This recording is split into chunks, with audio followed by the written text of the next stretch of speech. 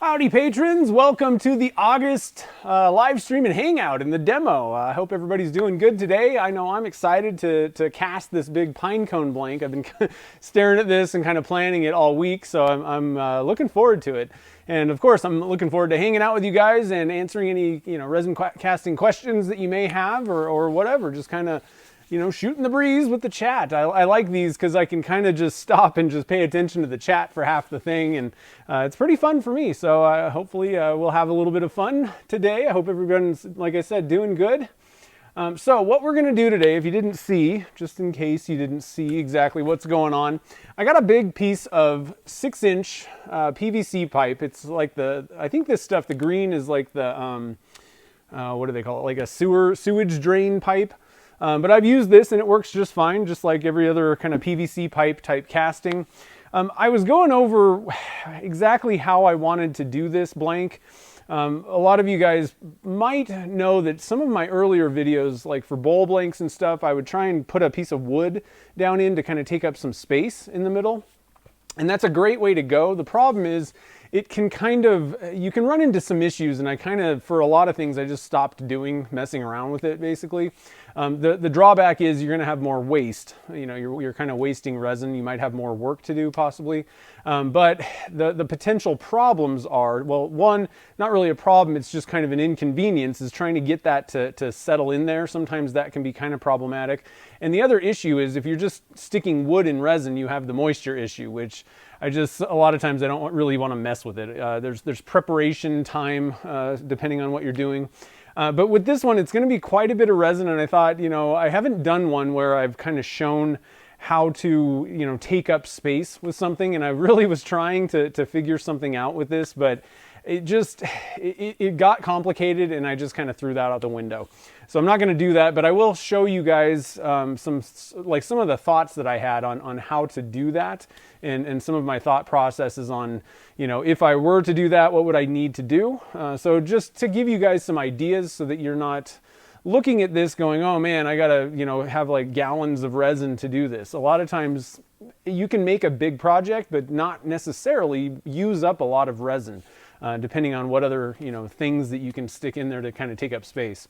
So anyway, that's a lot said. Now for this one, I don't have any of those silicone rubber things for a 6-inch pipe. So I've had pretty good results with this. It's a Fernco is the company that makes this. I think you can get these at Home Depot. I think that's where I got mine. You can get them on Amazon as well.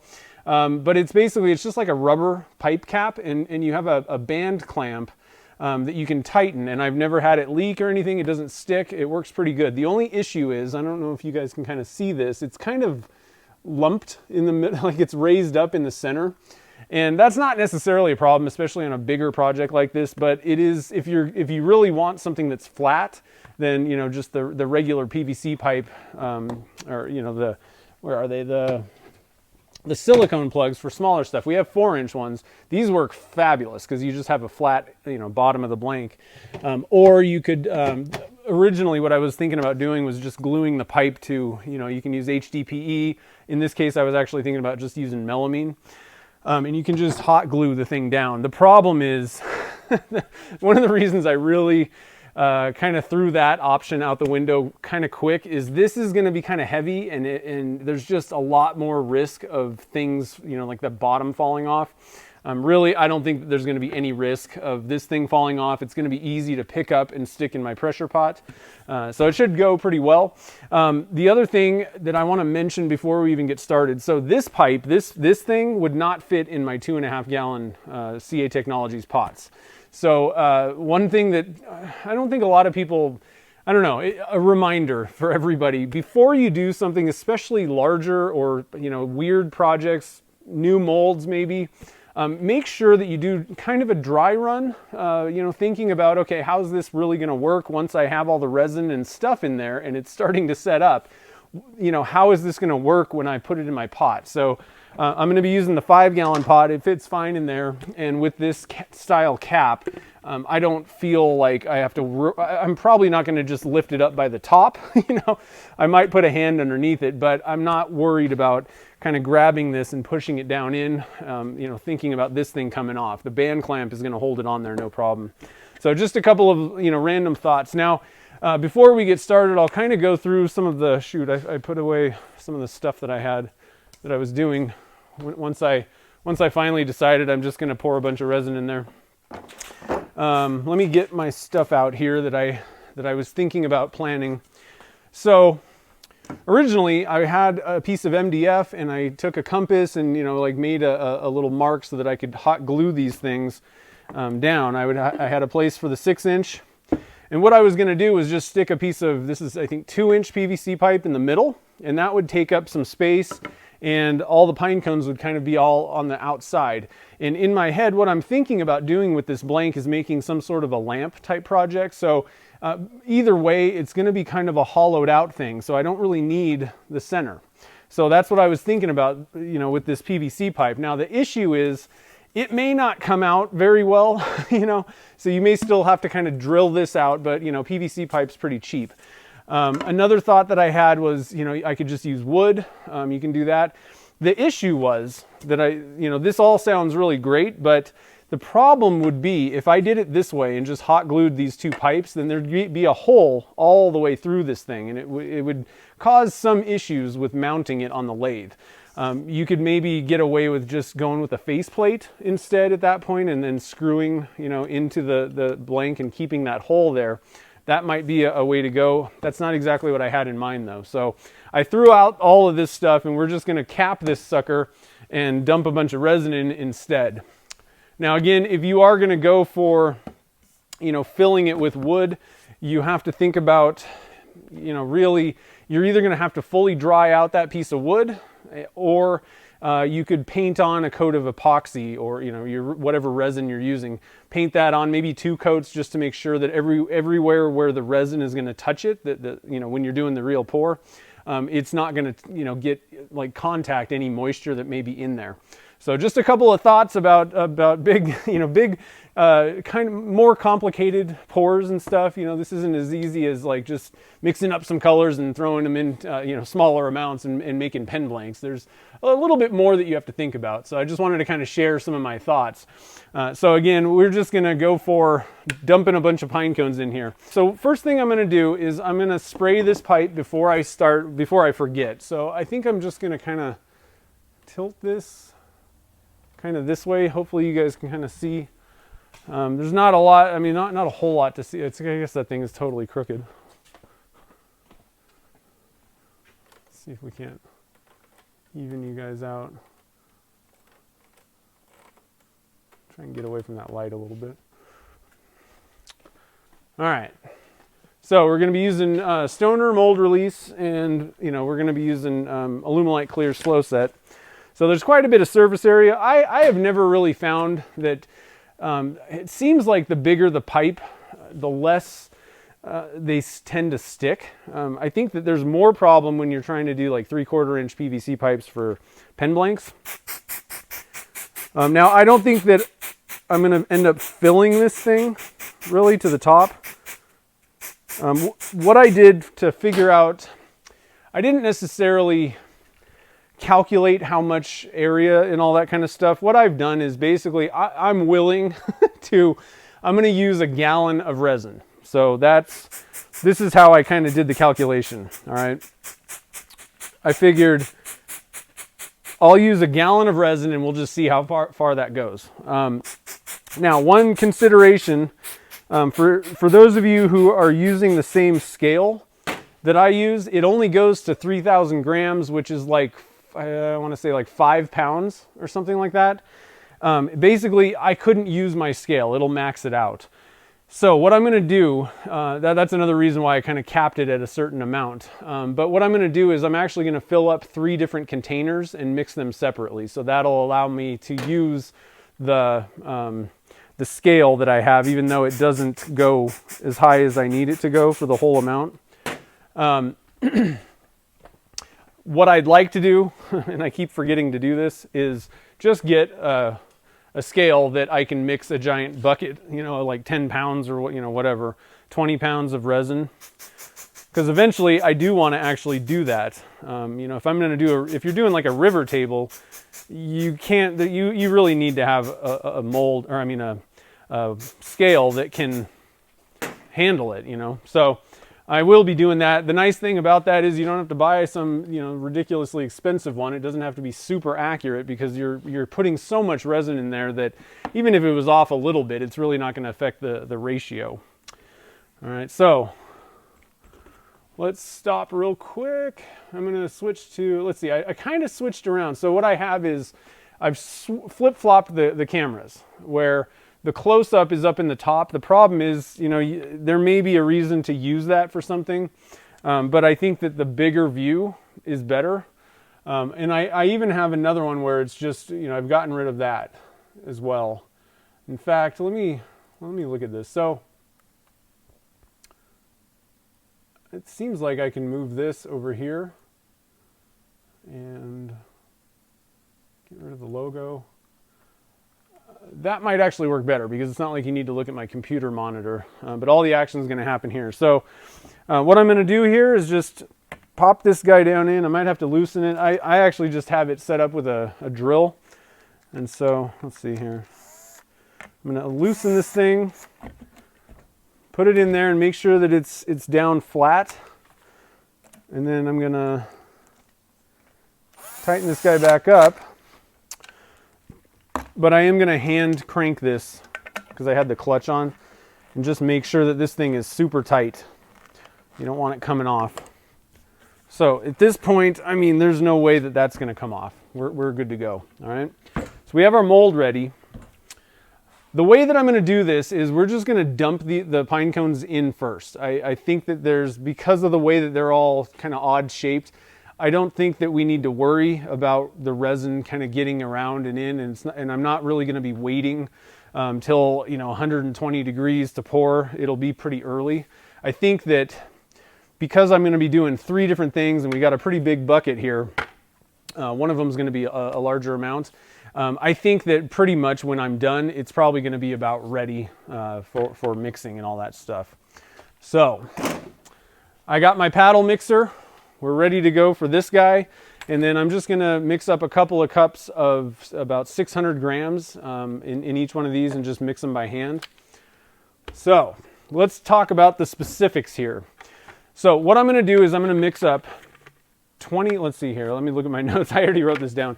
I'm going to mix up 2,400 grams in this one, so 1,200 times 2. And then I'm going to mix up 600 grams in each one of these. And so what I've decided to go with is the Eye Candy Macaw Green, or Macaw Blue Green. It's kind of an interesting, this one I was really curious about, and that's kind of why I picked this. I also think that it'll look good. Let's see, this isn't even open yet. Try not to get it all over the place, but I thought that would be an interesting color. I think green should go pretty well with pine cones, you know. And it's kind of a blue green. It's kind of a weird one, you know. It's not just, you know, green, but so that's going to be the bulk, the 2,400 grams. We're going to use this macaw, and I don't want it to be super opaque. We're going to go for kind of a mild side of that. And then what I decided for the other 2 colors is we're going to go with a midnight purple. I thought purple would go with that kind of macaw green. It just seemed like they kind of complemented each other a little bit, kind of elegant. And then we'll just add a little bit of divine white, just some straight white pigment, and just kind of add some highlights, see how it turns out, and go from there. Finished new bathroom floor. I hope you got done with it. That's cool. You like the macaw? Yeah, it looked like a cool one. So that was one of the colors that Chad sent me. I got, let's see here, I got dark ocean blue, I got Baku red, I got Tampopo yellow, they got weird names, and UFO green. And the blue, this blue one looks pretty close to the brilliant blue from Caster's Choice.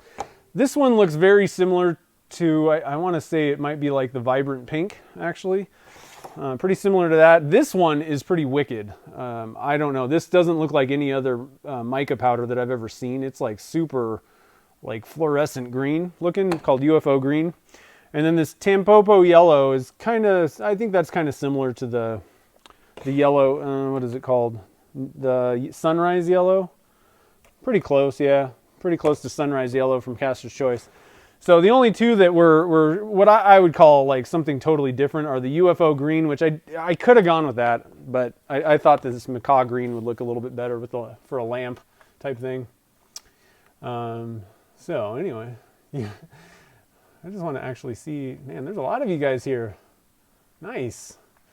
And one thing I do also want to mention before I get started, a big thank you to everybody. There's been a lot of new people that have joined I guess I should look at this camera, that have joined the Patreon family. So I appreciate all that. I actually have I need to get some videos up on YouTube so I can give you guys shout outs. But we got one coming. Hopefully I'll get that finial thing done and we'll get some out on that one. And then I got another video coming next week, hopefully. So anyhow, so we have all the notes. Like I said, I've gone over 2,400, 600 in each of these. I think that the way that for something like this, the way I'm going to do it is I would rather mix up the big one last, like start mixing it last, because it's going to heat up faster basically than these smaller ones. So the way I'm going to do this, I'm going to add the part A to each one of these buckets. Then I'm going to add the part B to this one, part B to this one, then the part B to this one, and start mixing smaller to bigger. And hopefully it'll just basically balance out how fast, how fast everything sets up. The minute that you put the part B in is kind of when the clock really starts ticking, but it really starts ticking once you start mixing it up. So that's why I'm gonna do it in that fashion. All right, so we got our mold, we got our pine cones. So what I'm gonna do here is unfortunately, I'm going to have to it's going to take some time to get these pine cones out. All I'm going to do is just slam them in there. It's not going to be pretty or anything, but it is going to take a little bit of time of me fumbling around with pine cones trying to get them into that mold. I'd rather kind of wait until we have things kind of mixed to do that, just to keep these things as warm as possible until the time we pour. So, whew, man. Oh, is that it's part of their fluorescent line? Yeah, it's pretty cool looking. I think, like I said, I think eventually Chad's planning to get me a full set of the eye candy. And I'm not, I still have a whole drawer full of Caster's Choice. It's more just, we've kind of talked about this, and I've kind of said, well, I don't really want to try, certain micas. And I haven't really explained it very well, I don't think, for you guys. What it is I'm an affiliate for Turner's Warehouse, and I want to help Chad out. I'm gonna recommend people go to check out Turner's Warehouse, not only because it's a good company, but Chad's one of my friends. And so the thing is, what I want to do is I want to have experience with the stuff that they sell. So if I'm going to pick micas, I generally am going to pick those ones. So that's what this is all about, And I have experience with the Alumilite ones; they work fine. And as well as some of the Pearl-X ones, but eventually it gets to the point where I just don't need to do different ones, more and more. For the most part, they all work kind of the same, but there are some differences, certain colors. Let me get a drink, and then we will start mixing. So again, 600 grams are going in here. We're going to start with 300 grams of part A, zeroing the scale out, pull out my A, and I've gone ahead and I've removed the pumps from my Alumilite Clear. When you're doing this kind of thing, there's just no use in pumping it. Just dump it out. So the big thing is you can always pour a little bit back with the part A. The first thing that you're pouring, you got to be careful when you're putting the second part in. You don't want to like way overshoot it. You can't really take it out at that point. So 300. In here, like I said, I'm just going to put the part A in first.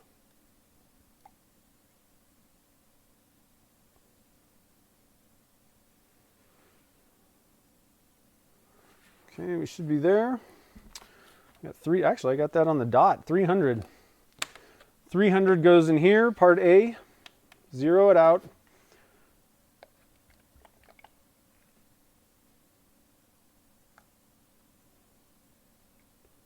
Sneak up, got a little bit extra there. I'm actually just gonna take some out here with my little stir stick. All right, so we got 300 there. And then I gotta get this little thing out of the way, put our big bucket on, zero it out, and we're gonna put 1,200 grams in here. This one's going to be a little bit more. Whoa, splashing. Probably could have used a slightly smaller bucket than this one.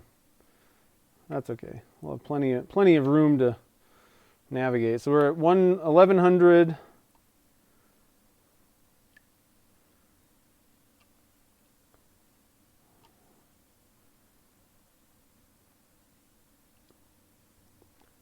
Almost there.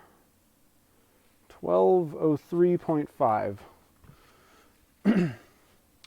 So it's probably good, but what I'm going to do is just write. So here's a case where it's a good idea to just write. I'm going to put 12. I know I can remember, but 1203 is what I want to put in for the part B on this guy. Okay, so now all we have is part A in there right now. Everything is calm and collected. We don't have to worry. Now at this point, one thing that you can do is add your pigments in if you wanted to. I think I got plenty of time, so I'm not worried about that. I'll add that after I'm done. I typically, in most cases, prefer to mix the clear resin, the part A and the part B, first, and that way I can visually see if there's any wispy trails. I know that I haven't mixed enough. So I kind of typically prefer to do that. In some cases, you know, it is pretty warm in the shop here.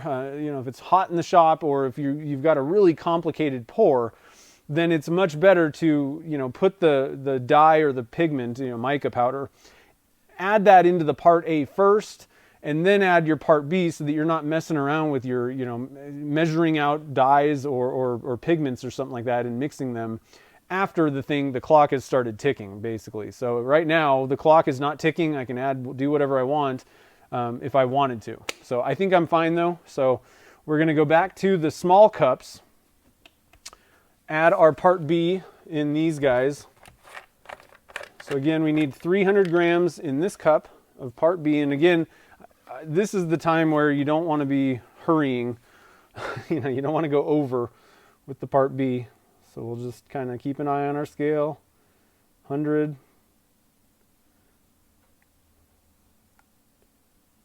200. And if you want a little kind of, I guess, a tip, if you're trying to sneak up on a measurement, put a little bit of your part B or, you know, whatever the second thing is that you're adding, put it in a small cup so that you're not having to manhandle a gallon jug. So I've just filled this with a little bit of my part B here. We're at 270, so I'm just going to get a little bit closer. We're at 288. I can put that down and use my little cup to kind of sneak up on 300. 299. 300. So we got one down. I'm not going to start mixing this yet. We're going to move the other small cup on, zero it out. And then I still have a little left over in this small cup, so I'm going to take my jug here and get close to 300. 250. 280. Ooh, 299. Almost went over, guys. 300. Okay. And then the big boy. So again, make sure you got to zero it out before you start adding it up. And in this one, I got my number there. It's a good thing because I kind of forgot. 1203. Make sure that you're sometimes my scale kind of moves around a little bit, so just make sure it's zeroed. So we're going for 1203.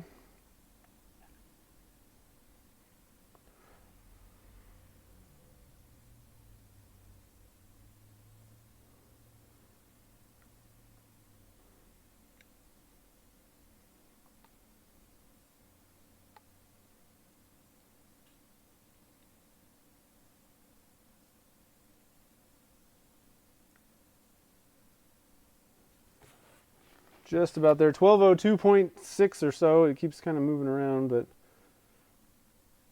I think we're good. 1203. Okay, so we have everything going. Technically, the clock has started. I'm going to kind of dump this back, and then I'm going to put the lid on this part B. just so it's not completely open this whole time.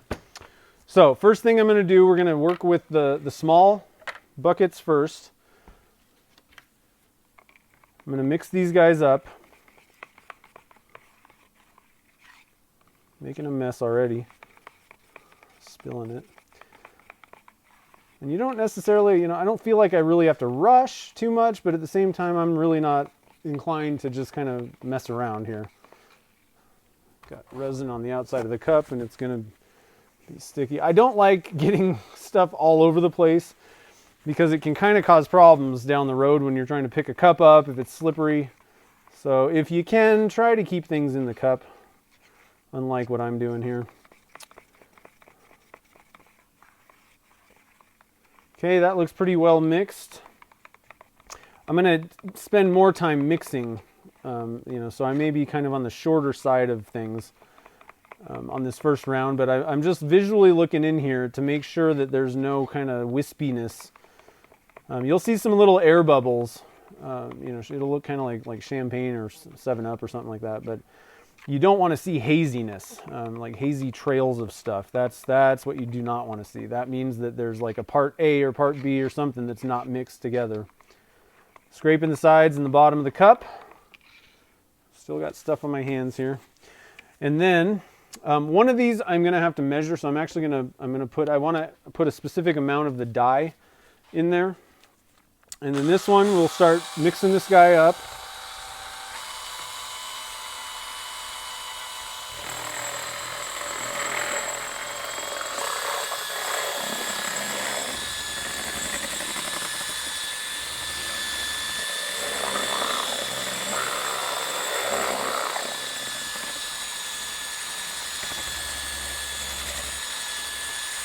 And I forgot, I usually recommend putting some safety glasses on if you're using a drill. Really don't want to get that stuff in your eyes. And I don't really want to have to go and fumble around trying to find them now.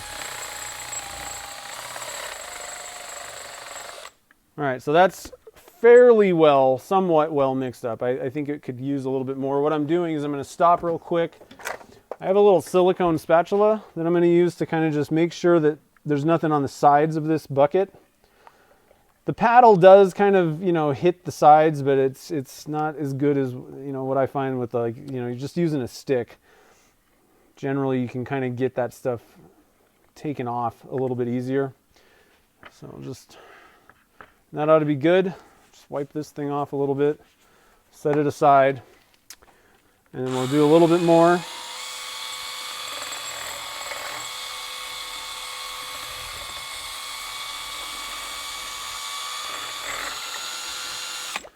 All right, so that ought to be good. I think we're ready to rock here. So this one's going to be the macaw.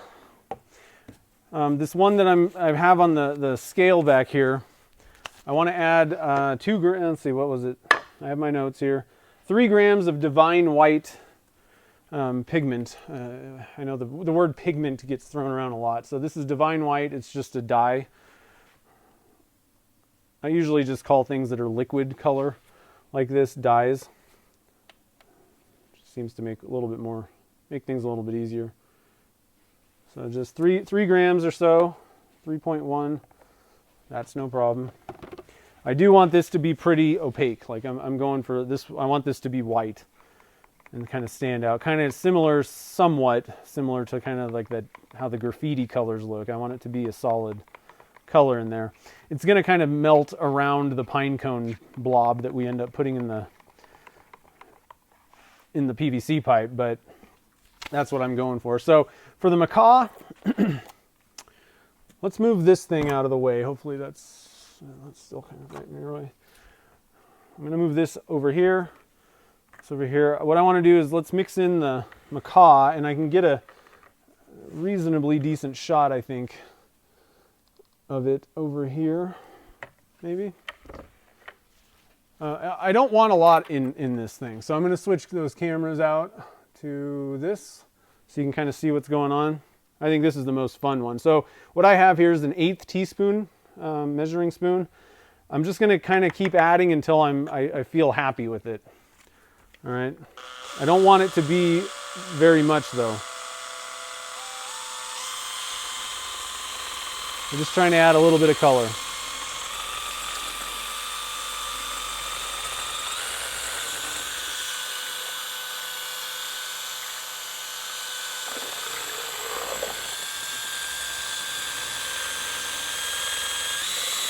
Because I want it to be somewhat see-through. All right, I'm gonna go get some safety glasses because I really don't want this stuff coming out in my eyeballs. So I think that's great, and it added a little bit of color, but I definitely think that we need a little bit more color. So we'll put another 1/8 in there, and then see how that is. And I think that might be good. There we go. That's adding just, now we're getting a little bit more of that sheen. But I can still see the paddle down in there. So I think that this is probably about where I want it. I could maybe add one more 1/8.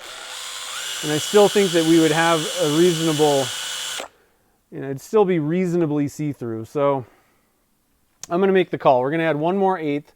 Thing is, I think that after I'm done turning the project, it's going to be a little thinner than this giant bucket.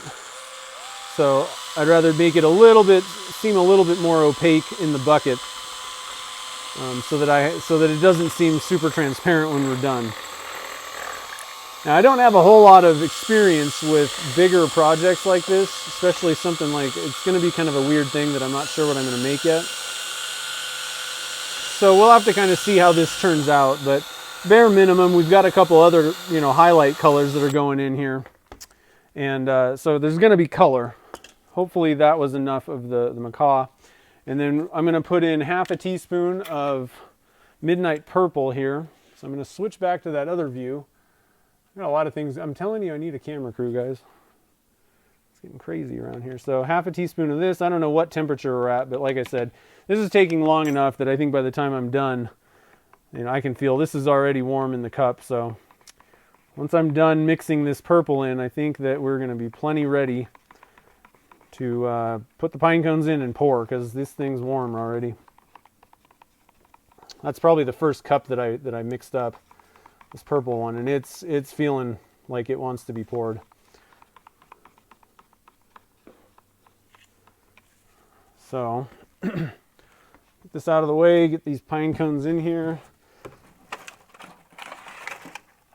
I'm basically just gonna dump them in. I'm just going for it. Don't really want to waste a whole lot of time here either. So it's down to about right there right now. May not use them all.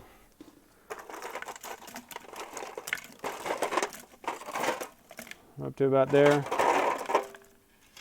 I don't think I want to use these big plank ones. I think I want to keep with these smaller guys. So now we're getting pretty close to the top. Let's see where we're at. I can add more if I need to. So what I'm going to do here is I'm going to take this thing out, put it to the side. Whew, we got to get going. So I'm just going to dump the macaw in first. Maybe not all of it, but most of it. Just kind of pour it around, make sure it's kind of getting around in there. I'll do a little bit more.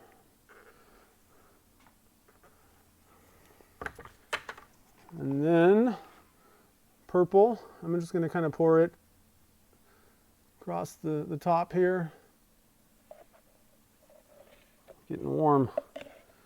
And then our white, ooh, that's getting thick.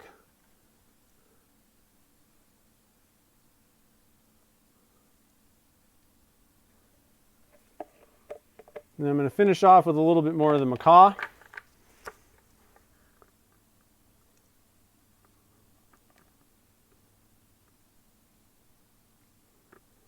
Not bad. That's not too shabby. All right, I think I'm done with messing around with this. Let's get this guy. I'm going to switch to the.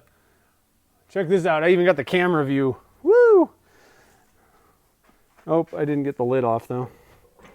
All right. This guy goes down in there. So it went up about I'd say about 3/4, maybe 2/3 of the way up is where the resin's at. Probably could have mixed in the micas first. That probably wouldn't have been a bad idea on this one. It was starting to kind of heat up on me, but I don't think we'll have any problems. I think it should be pretty good. So I'll take this up to 70 psi. I mean, realistically, I can pull this in a couple hours. Probably 1 hour if I really had to. What I'm probably going to do, it's only about 4 right now, so I might pull it before I leave the shop tonight. I usually go home about 6 or so. So we'll have to see. Bare minimum, either way, whenever I pull it, I'm going to get pictures of the blank, and I'll post those on the Patreon website, like in a post thing, and kind of mention that the replay's up. So, whew, these big ones kind of, you start going and you think everything's good, and then it starts warming up in the cup and you can feel it and you're like, oh man, this is a lot of resin, so I got to dump this.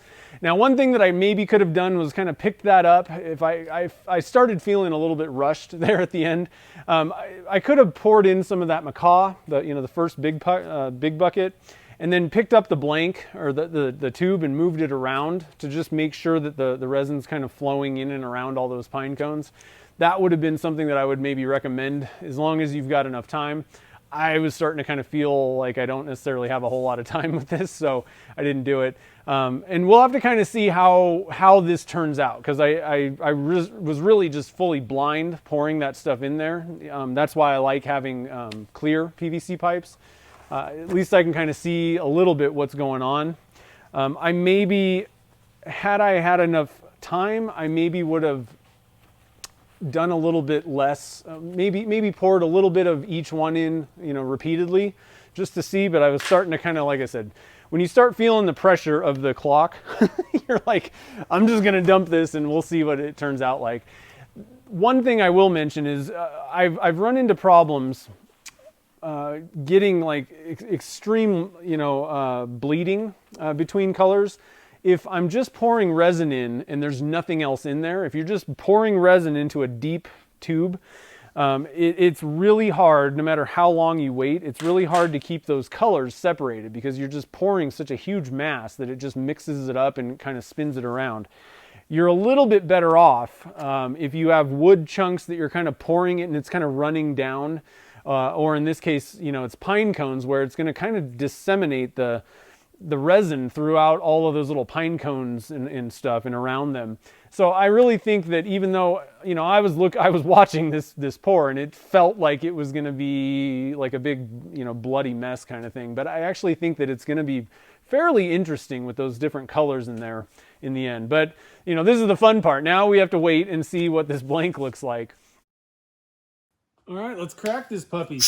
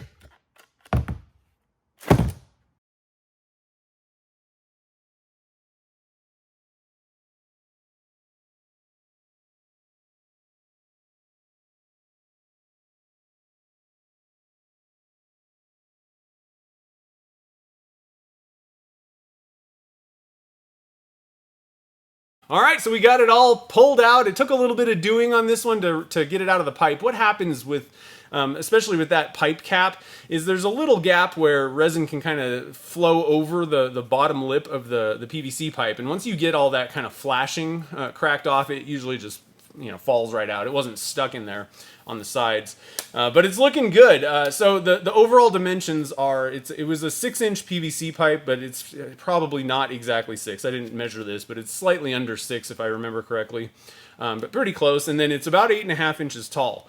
And I wasn't going for any specific dimension. I didn't calculate, do a bunch of calculations. I basically just went into it saying, in general, how much resin am I going to need? And I kind of just did the Alumilite, formula calculator for resin on their website.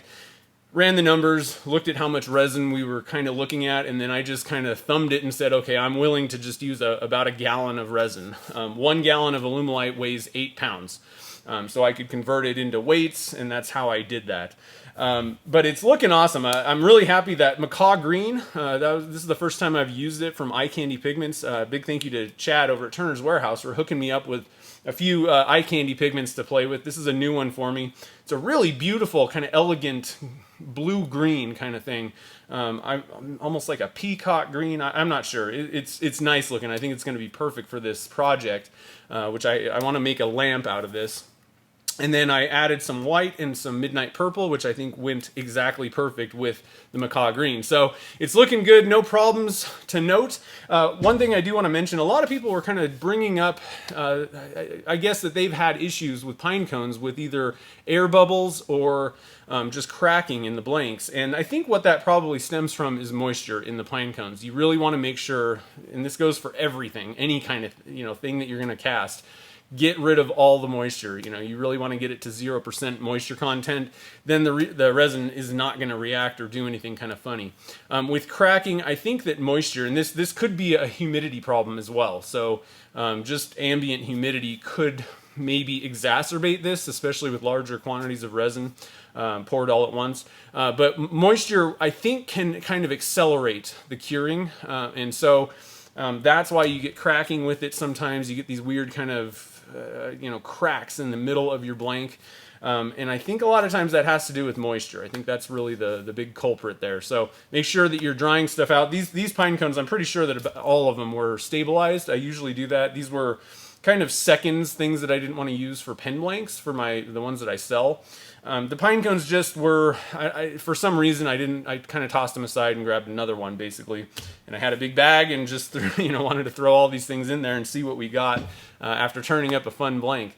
So, they were stabilized. I dried them out I had them in the oven. I have my big drying oven, had it at about 200 degrees. And that was going for a couple hours just to get everything kind of warm, flash off any moisture that might be in there. And then I also kept them warm in my little toaster oven here. I don't use this for drying, wood out and stuff for stabilizing or casting usually, not fully. I have a bigger oven for that, but that kept it warm. We tossed them in and I don't see any problems. Now, we'll have to kind of see when we start turning this and getting on the inside, but there's no visible problems that I can see and I don't anticipate any. So it's going to be a pretty fun project. I hope you guys enjoyed watching this blank come together. Down the road soon, I'm actually kind of waiting on some tools that will help me to turn this. But what I want to do is I have a lamp project envisioned for this. So I'm going to, turn this into kind of like a vase hollow form type shape. Hollow out the middle so that light can kind of penetrate up and in. And then I was trying to keep the colors, aside from the white, which is obviously opaque, somewhat translucent so that light would kind of come out of the sides. But I think it'll be pretty cool. Like I said, a vase kind of looking thing for the top, and then I'm going to do something. I have something fun in mind for the base of this thing. So it should be hopefully a fun project. We'll see. Lately I've been doing larger blanks. I've wanted to get more experience pouring bigger things and also just making bigger projects. I have a big lathe, so I can do that now. But hopefully I didn't bite off more than I can chew. I think it's not going to be that hard, but this project, the turning of it, should be coming down the road soon. I hope you guys enjoyed this one. Again, this was a Patreon live Q&A hangout. We do this once a month, first Friday of the month, and it's for patrons only. And mainly the big thing is half of we do a demo for the first half, and obviously folks on YouTube who are not patrons are seeing this. And what I do is I edit out the front part, the demo, so that everybody can see this. And then the second half of that is a Q&A kind of thing and a hangout with patrons. Mainly, I wanted to be accessible, where I have time to, just focus on the chat, answer questions, all of them, basically, which I just don't really have time to do while I'm doing my normal live streams when there's lots of people in there. So if that's something that sounds interesting to you, if you'd like to help support the show and get access to those live Q&A hangouts every month, head over to patreon.com/nvwoodworks. So I'm going to let this guy fully cure. We'll hopefully start working on this thing, soon down the road. I'm probably not going to do it on a live stream. I'm probably just going to do a video, be able to work on it whenever I can. I'm also kind of waiting on some tools that will help me to get this project knocked out, hopefully a little bit easier. So be looking for this project down the road. Should be a fun one. So if this is your first time on my channel, we do all kinds of resin casting projects, tips and tricks, and experiments around here. So if you're interested in that, definitely hit that subscribe button, and don't forget to hit the notification bell so you get notified when new videos get posted. And if you're thinking about getting into resin casting, but you're not really sure where to begin, check out my ebook, The Beginner's Guide to Resin Casting. It answers all those beginner questions, like, what do I need to get started? How does it all work? What types of resins are there? It'll help you get over that initial learning curve, sort out those basic details so that you can get in the shop and start doing some resin casting projects of your own. It's available on my website if you're interested. So until next time, guys, thanks for watching this video, and happy casting!